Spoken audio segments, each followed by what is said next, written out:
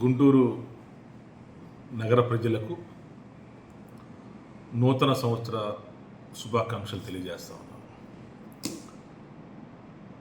2024 సంవత్సరంలో కొన్ని చెదురుమణి సంఘటనలతో పూర్తి చేసుకొని 2025 సంవత్సరంలోకి నేను అడుగు పెడతా ఉన్నాం.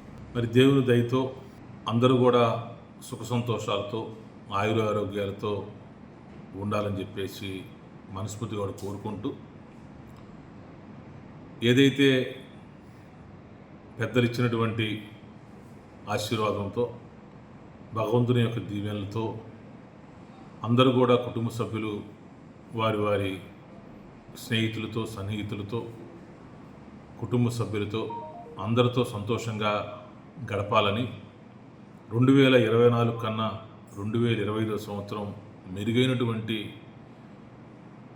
సంతోషంతో ముందుకు సాగాలని, ఆరోగ్యపరంగా, వ్యాపారపరంగా, కుటుంబపరంగా, రాజకీయాల పరంగా అన్నిటి విధంగా చూసినా కూడా ఇంతకైనా మెరుగైనటువంటి అవకాశాలు రావాలని, అందరూ సంతోషంగా ఉండాలని మరొక్కసారి పేరు పేరున అందరికీ కూడా నూతన సంవత్సర శుభాకాంక్షలు తెలియజేస్తాం.